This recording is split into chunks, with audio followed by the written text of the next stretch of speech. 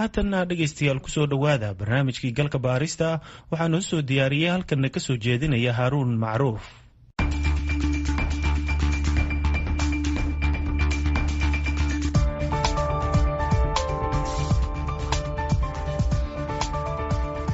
Oktoobar 2019 goor galab ah ayaa ilaalo ku sugnayd agagaarka hoteelka Maa'ida ee magaalada Muqdisho waxay fureen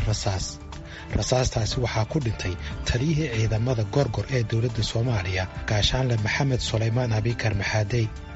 gaashaanle Maxaadey waxa uu ku soo tababartay dalalka Uganda iyo Turkiga waxaana marka la dilay uu ka yimid gobolka Shabeellada Hoose oo uu ka soo galay howlgallo ka dhan hawrka Al-Shabaab. xeer ilaalinta dowladda Soomaaliya ayaa dacwad ku soo oogtay dadka lagu tuhunsanaa inay dilkaasi ka dambeeyeen kuwaasi oo ahaa ilaalada hoteelka Maa'ida. qareennada u doodaya raggaasi afarta ah ee la soo eedeeyey oo mid ka mid ah uu ka tirsan yahay ciidanka booliiska midna ciidanka xoogga dalka Soomaaliyeed waxay ku doodeen inaysan xeer ilaalintu caddaynin dilkaasi inay geysteen qaadashada hubkana ay sharci u haysteen ujeeddadooduna aysan ahayn inay wax dilaan.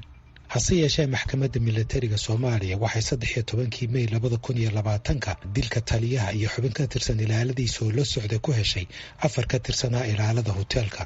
oo 2 ka mid ah lagu xukumay dil toogasho ah 2 kalena xabsi min 5 sano ah. gudoomiyaha maxkamadda darajada koowaad ee ciidamada militariga Soomaaliya gaashaanle sare Xasan Cali Nuur Shuute markii ay dhageysatay maxkamaddu doodii u dhaxaysay dhinacyada kala ah xeer ilaalinta ciidamada qalabka sida iyo qareennada difaacaya eedeysanayaasha sidaa darteed maxkamadda waxay ku kala xukuntay in 1 dable xooga Xasan Shuute Cusmaan 2 dable booliis Juule Gaabo Ibraahim waxay maxkamaddu ku xukuntay dil toogasho ah oo ah qisaasta marxuum Maxamed Sulaymaan Abikar Maxaadey iyo marxuum Ismaaciil Maxamuud Maxamed. sidoo kale Salaad Xayla Macalin iyo Mukhtaar Cabdullaahi Muuse waxay maxkamaddu ku xukuntay min 5 sano oo xabsi ciidan ah. cidii aan ku qanacsaneyn xukunka maxkamadda waxaa u furan racfaan. wabillahi tawfiiq. hase yeeshee muddo kooban kadib maxkamadda sare ee ciidamada qalabka sida ayaa raggaasi ka sii daysay xabsiga waxayna arrintani ka timid markii ay cafis ka heleen ehelka marxuumiinta la dilay. Sulaymaan Abikar Xuseen waa aabbaha Maxamed Sulaymaan Abikar taliyihii gorgor ee dilka loo geystay. maadaama maxamed Sulaymaan waayay wixii jira cafiye salaamada qabaan aakhiro oo ummada cafiye salaamada qabaan 4 nin baa la cafiyay yalla waxa la yiri nimanka ma lagu toogaa ma la tooganayay cafiye masaabaha qabaan marka dar Ilaahay baad ku cafisay. hadiyaan ku cafisay. tallaabada cafiska ah ee uu sameeyey Sulaymaan Abikar Xuseen waa mid aan ku badnayn Soomaalida dhexdeeda inkastoo haddana iscafisku uusan ahayn mawduuc cilmi baaris qoto dheer lagu sameeyey macluumaad badanna laga hayo. hase yeeshee tallaabadaasi waxay soo nooleysay doodii ku saabsanayd in cafisku uu qayb ka noqon karo in Soomaalidu ay iska cafiyaan kana heshiiyaan colaadii iyo hagardaamadii dhex martay. inkastoo uusan jirin xilligan nidaam si muuqda oo rasmi ah u dhiirigeliya cafiska haddana Sulaymaan Abikar Xuseen waxa uu galka baarista u sheegay inuu isagu keligiis go'aankaasi qaatay. inaad cafiso ma adigaa go'aansaday mise maxkamadda ku tiri iska cafi? maya aniga go'aansaday. maxkamad hadda aliga ku ruunya waxba macnaha Soomaalidu ma qabto sida maqalka qabtaba ama ogtaaba ma qabtaba maxkamad oo qaalidoodii shamba wax xukuma amba aliga ku ruunya xafis ka dalba amba macnaha ku hadla maba jiriyaba sababtu ay tahay meesha odayaalaha ka taliya nabadoonnaa ka talisa dawladdu waxay tahay dawlad oo aliga ku ruunya xaaladeedu Ilaahay og yahay iyadoo ayaan mataqaanaa xaaladeedu yaan adadkayn waaye sideedaba waa Soomaalidu khilaaf badanaa ka dhex jira marka cafis anaa go'aansaday inaan xafiyo. haddaba iscafintu inay qayb ka noqoto xalka colaadda Soomaalida dhexdeeda waxay taageero badan heshay 6 sano ee u dambeysay kadib markii socdaal nabadeed uu sameeyey safiirkii hore ee Soomaaliya ee dalka Kenya Maxamed Cali Americo.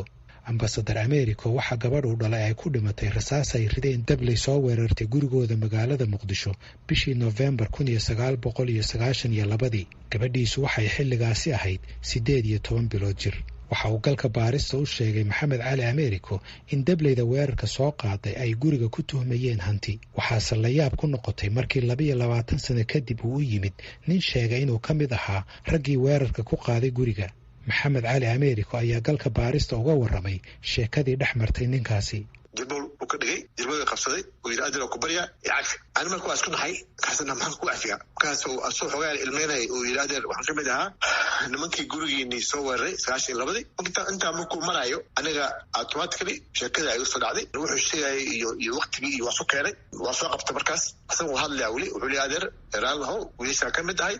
oo guriga soo weeraray mataqaan waxaan rabaa inaa cafisid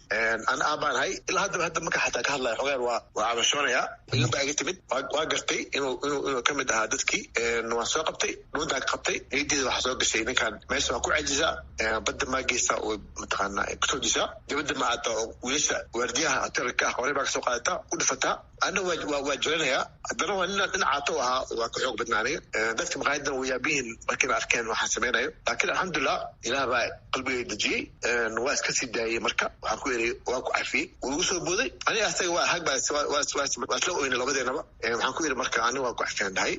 laakiin ilaahay bari labaraaga tuko ilaahayna cafi dheh sidaan ku cafiyey markaas ambasadar maxamed cali ameerika waxa uu aaminsan yahay in cafiska uu sameeyey ay naftiisu ka heshay deganaansho inaan nafisaan qabaa oo mataqaanaa oo niyadeedana ay qabooday sababtoo ah gabadheyda allah naxariisto ciddii soo celin karta ma jirto reerkeena way ka dhimatay wax kastoo aan sameeyo si kastoo ay igu soo laabanayso ma laha marka cafiskaas ayaa aniga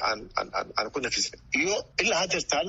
meel kasta aan kuu sheegay haarunow markaan la kulmo Somali community aan majaalada Soomaalida aan la kulmo arrintaas ayay weydiiyaan waxaa ugu dambeysay bishii hore oo Nairobi aan dhagan la hadlayay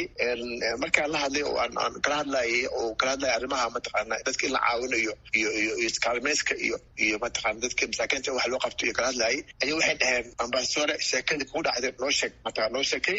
iyo waxaad mataqaana ka aaminsan tahay marka dadka waxaan aaminsanahay inay weli hami u qabaan laakiin ay rabaan dad mataqaana arrinta ugu sheekeeya faa'iidooyinka ay leedahay iyo wax laga helayo in loo sheego cabdiweli xasan xaashi waa suxufi ku nool dalka Finland kana shaqeeya telefishinka qaranka ee dalkaasi muddo sanado ah waxa uu tababarayay wariyaasha Soomaalida intii uu hawshaas ku jirayna waxa uu bilaabay barnaamij diiradda saaraya olole ku saabsan sidii ay saxaafadu door uga qaadan lahayd cafiska iyo dib u heshiisiinta barnaamijkan cafiska marka ulajeedka iyo sida uu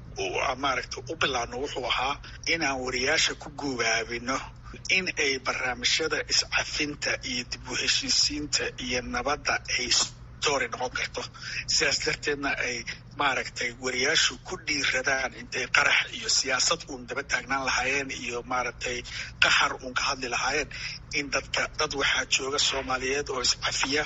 dad waxaa jooga Soomaaliyeed oo positiveka iyo nabadda ka shaqeeya oo la dagaalama waxyaabaha qaldan ee dhaqanka qaldan ah dadkaas inaan u samayno media platformka waxaa la yidhahdaa ama loo sameeyo codkooda in la maqlo si markaas ummadda kale ee Soomaalida ah ugu dayato markaan bilownay waxaan la kulanay marka arrimo aad u mucjisa ah sida Soomaalidu ayba baahida xoogga leh ugu qabaan in ay arkaan macnaha programyada noocaas oo iscafinta ah markaasay marka waxaan ku dhiiradeen inay nala soo xiriiraan nala hadlaan anigu story ayaan hayaa inaan qof ayaan maaragtay dhibkaas u geystay ama qof ayaan dhibkaas ii geystay inaan cafiyaan rabaa inaan cafis weydiistaan rabaa inaan cafis siiyaan rabaa maxay adiga muhiim kuugu tahay arrintan iscafiska maxaa kugu dhali shakhsiyan si hoose waxaan ahay wariye ka howlgalaa TV-gan Finland qaranka waxaan last 10 years dibadaha ayaan u safrayay oo foreign ayaan programyada uga soo sameynayay dunida uguran 40 countries aan kasoo shaqeeyey waxyaabaha igu dhaliyay waxaa weeye markaan arkay aniga oo Soomaaliya oo maaragtay haddaan Afghanistan tago iyo haddaan Chile tago iyo haddaan Mexico tago story u tago cabsida ay galayso ama waxyaabaha aan iska ilaalinayo inay yihiin in aniga journalismkayga ama markaas storyga aan ka hadlayo maanta dhib iga soo gaaro Soomaaliya markaan tagay waxaan arkay waa wadanka keliya wadankayga aan u dhashay oo program ka soo sameynayay 2009 ee aan u baqay in aniga la ii dilo ama la ii dhibaateeyo identityga waxa ilaahay ii dhaliyay ama qabiilka markaas aan kasoo jeedo waxaana de anigu waxba ka qaban karin oona bedeli karin anigu Soomaali waa ahay qabiilaan kasoo jeedaa marka cabsi waxaan la yaabay marka waxaan keenay inaan adduunyada kalena journalist ka noqdo Soomaaliyana reer hebel ka noqdo marka markaasna ay nafteedii khatar gasho yaan waxaan is eri waa dhaqan runtii aad u baahan in wariyaashu dib u fiiriyaan oo la baaro horta waxa personally igu dhaliya waxa waaye waa go-aan aan ku qaatay inaan culturekan qaldan ee Soomaalidu ay leedahay oo aan salka iyo raadka lahayn in aan bal anigu shaqadeeda xirfadda wariyanimo ee society-ga aan wax uga bedeli karo marka sababtaas ay ugu dhalisay inaan maaragtay waxyaabahan iyo personally aan arkay waayoon dareemay. dhinaca kalena sii deynta dadka lagu hela inay dembiyo geysteen gaar ahaan kuwa dilka ku xukuman waxaa dhinaca kale ka dhalan karaa su'aalo dhinaca sharciyada madaniga ah iyo kuwa ciqaabta. tusaale ahaan haddii ay 2 qof ama 2 qoys iscafiyaan taasi maxay uga dhigan tahay shuruucdii waddanka u taallay. garyaqaan Ibraahim Ila Suleymaan waa guddoomiyihii hore ee maxkamadda sare ee Soomaaliya. waxa marka la eego xagga cafinta oo weliba laga eego xagga dembiyada ama ciqaabta criminals marka la eego waxaa jira 2 mawduuc baa jira oo midna uu yahay cafis midna uu yahay saamaxaad oo aanay dad badan ku baraarugsaneyn ama aanay kala saarin oo labadaba uu dhigayo xeerka ciqaabta penal code uu dhigayo. cafiska iyo saamaxaadu labadaba waxa bixiya madaxweynaha bixiya waxayna ku kala duwan yihiin. cafiska haddii la yiraahdo qofka waxa laga saamaxayaa dhammaan faldambiyeedka iyo ciqaabihii ka dhacay oo dhan wuxuu noqonayaa qofkaasi uu la mid noqonayaa qof aan falkaaba gelinba. saamaxaaduna waxay noqonaysaa qofkii dembigii wuu galay laakiin ciqaabtii kufrinteedii amaba ciqaabtii wadaadii ciqaabadii ka hooseeyay kufrintoodii ayaa meesha laga saaraya oo kaba soo qaad xarig baa lagu xukumay xarigii waa laga cafiyi karaa laakiin macnaheedu maaha inaan dembigii wuu galay laakiin ciqaabtii baa laga cafiyey baa laga saamaxay. waayo qodobka uu barnaamij ku saabsan waxa weeyaan haddii qof uu galay dembi ah dil oo ay qoyskii wax laga dilay dhahaan waan cafinay qofkaas ma la sii deynayaa sharcigu muxuu qabaa? horta marka la eego arrinta ku saabsan qofka qof dilay penal code marka la eego iyo marka shareecada islaamka la kala eego waa kala laba shay waa kala mawduuc weeye oo ka aad u kala fog. marka la eego penal code dalka u yaala ma siinayo afisiin maayo qofkii ehelada uu ahaa qofkii dhintay ama qofkii la dilay afisiin maayo laakiin shareecada islaamka ayaa afiska siinaysa iyo qisaasta oo loo raacaa waxa loo raacaa iminka waa shareecada islaamka laakiin looma raaco penal code iyo qodobka 434 waayo qodobka 434 wuxuu leeyahay qofkii qof kale waa dil u leeyahay laakiin marka halka ay taagan tahay maxkamaduhu dhammaantood waxay raacaan shareecada islaamka ay raacaan oo shareecada islaamka ayaa waxay siinaysaa khiyaaraad fara badan qofkii ahaa dhaxal xigeenka ama walidamka ahaa in uu iska cafiyo iyo inuu diyo ku cafiyo